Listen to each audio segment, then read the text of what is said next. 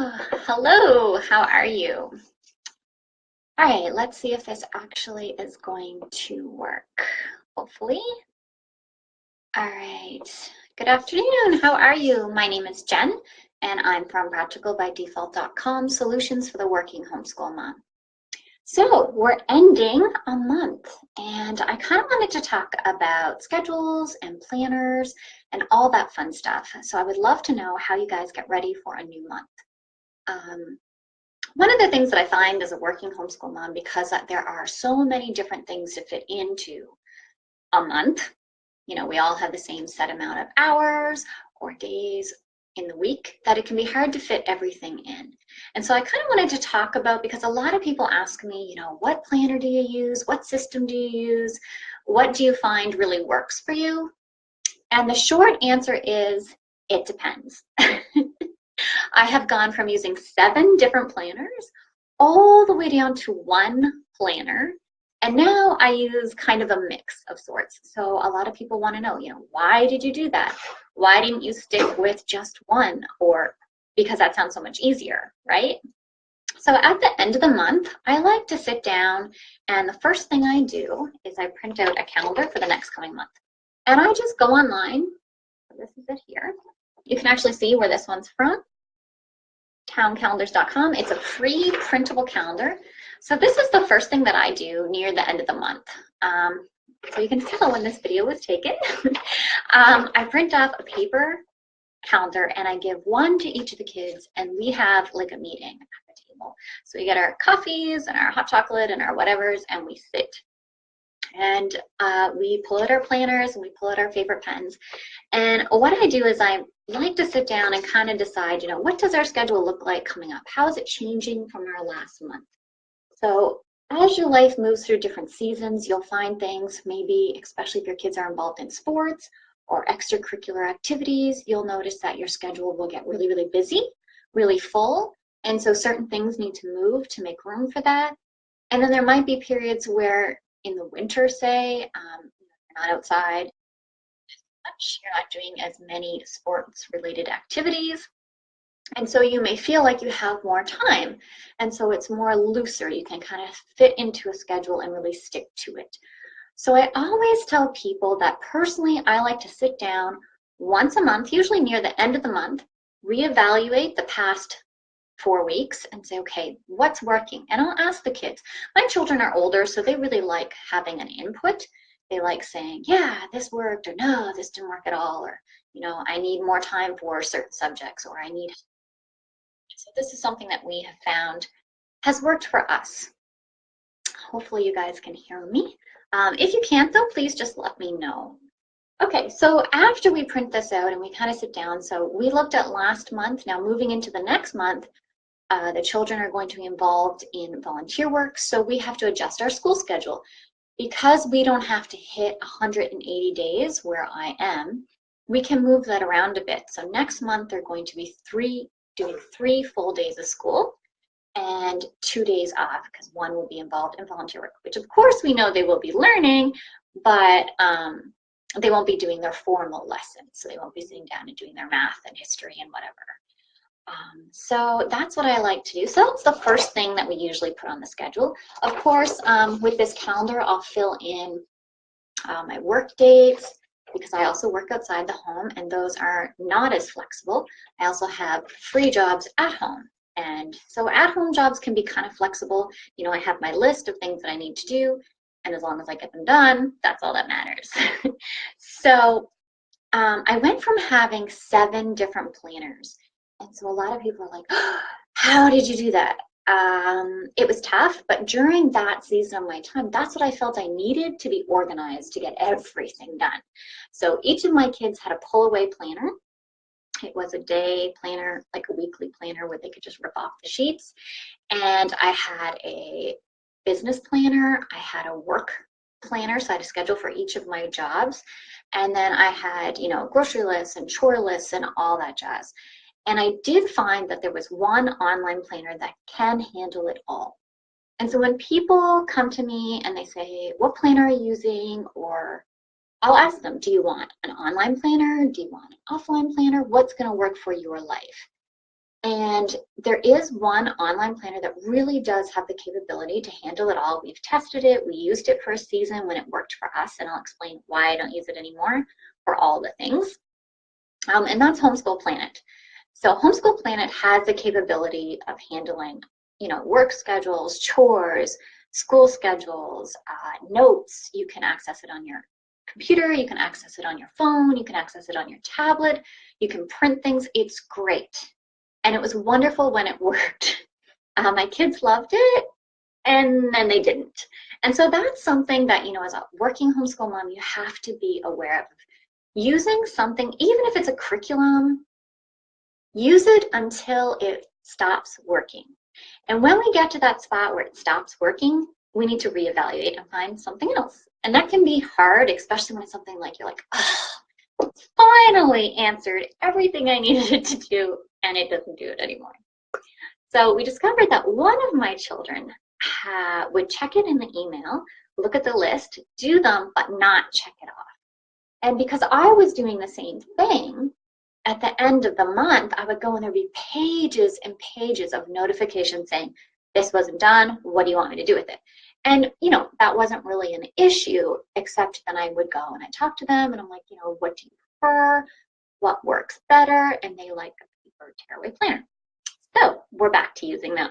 And my kids love it. They can, as they're older, they like to schedule, when they want to do math or when they want to do history or what order each day they do it. And I don't care when they do it as long as they do it. So for me, for my business, I still use Homeschool Planet because one of the things that I love about it is that I can schedule each day. I have a daily tasks list.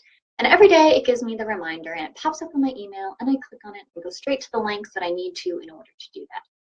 But for my homeschool, I prefer a paper planner. And so the paper planner that I'm using right now is called the Deluxe Homeschool Planner. It's from Jennifer Bly. She's a domestic homeschooler, I think. Don't tell her I forgot. And it's a list of paper planners. It's printable, and she actually has a beautiful color. It's white with like a teal blue. I have a black and white printer, so it doesn't matter what color it is. But what I like about it is it covers all these different topics, and I printed off the ones I like the best, and so I'll show those to you. But you can kind of just pick and choose, and I buy the great big binders and I hole punch it and I put it in that, and when I'm done using it, I chuck it and I just print out the next sheet, and I don't have to pay anymore. And so instead of the March 2018, you can print out this sheet. Here we go. It's a month at a glance, and of course you can choose your size, and so as you can see, that would actually work for any month. Is that coming up? Let me try this side. So my printer settings are set to really light, so you can change that so it would be darker. So that's one of the pages. And then if you like an overview, you can just print out this type of sheet, your plan for the day. Now, I always tell people, because sometimes your plans go flying out the window and life gets in the way, my favorite thing to do is pick one topic. Pick 1 to 2 main things that must get done, besides feeding the kids or yourself. So, maybe it's homeschool. So that way, once you get that done, then you can kind of feel like, oh, okay, I got that taken care of. Now I can move on to something else. She also has planner sheets just for the parent, which are kind of cool. And you can, you can jazz these up any way you want. So that's an idea of what that looks like. So you can see it's, here we go, today's schedule, what to do, your month, and I also like this part at the bottom because I struggle. So it's water, so I can just print that off. You can stick it to your fridge, you can stick it in your binder, you can stick it wherever you need to and just like check it off. And there's a menu, what you want for breakfast, dinner, important tasks, that kind of thing. So it's all there, even chores. There's even a chores section. I don't know why this doesn't want to show up right here. And I'm a big believer in your kids doing chores because mom shouldn't have to do everything. Now, a reading log. This is really important because I print these off and give them to my kids, and they fill in the date, time, and then their personal reading. And then at the end of the month, they hand this to me. And this is great because at the end of the year, sometimes I have to submit a reading list. and I forget what my kids read. I mean, it's been what, 10 months? I don't remember. We do school from September to like around the middle end of June. So I'm never going to remember that. Another thing that we really like to do for us, because of our really busy schedules, they tend to loosen up in the summer months, you know, when you're not doing school anymore. So that's when we take all our field trips. And so what I do is I keep track of all the field trips in the summer to submit for the next year in our end of school reports. You may not have to fill that in, but she has a field trip planner. So I use it backwards. I'm horrible for not using things the way they're supposed to, but this is the way it works for me. And you can see it's like a field trip planner. You can see where it says where things would be, the dates you went. There's even the cost if you were able to count that. The name of your child, what they learned, that kind of thing. And it's a great way to keep track of everything. Okay, so there's a couple more. This one here is a password tracker. So if you're like me and your kids use a lot of online programs, they'll need to have an email and password. And sometimes it can be really hard to keep track of all those. So they can write down the website, the login name, and the password. And yes, we know as adults, you're not supposed to write all your passwords down. But as kids, it can be hard for them to remember everything. And so especially if you have two children using the same computer like I do, you hit remember, and then it just really messes everything up. So a password tracker is really helpful. Remember, she has tons and tons and tons. I think there were like 62 different types of sheets. So I'm just sharing the ones that I currently use.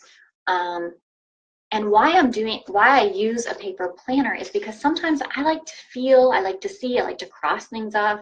I don't know, there's just something, it's different from like click, done, then check, right? So it's really great. She also has some business, like financial tracker sheets, and that type of thing that can really help you kind of stay on track. So at the end of the month, what I like to do is kind of dig out those sheets, print them off, put them in a binder, try to figure out, you know, what is working, what do I want to keep on doing, and what isn't working. So if you're at the end of the month, I would love to know, how do you plan? How do you make sure that what you're doing is still working? And how do you decide to let things go? Because that's really vital. I find if you want to keep working and homeschooling and making all the pieces fit, I need a plan. Some people can fly by the seat of their pants and everything kind of fills in. I'm not one of those people. So I like to choose, you know, my fixed things that I don't have control of, like my work schedule, and put those in the calendar first, in my big sheet first. Then homeschooling goes in next because it's pretty important, and my work at home schedule because that has a little more wiggle room. And then everything else, like appointments and library trips and field trips and all that jazz, can fit around those things. So that's how I kind of decide what the next month is going to look like. And so at the end of next month, whether I'll still be using a paper planner or an online planner or a mix of both, which is probably more than likely, I'll know what works and what doesn't work. So thanks so much for hanging out with me, and I hope you guys have a great day, and I will catch you next time. Okay, bye.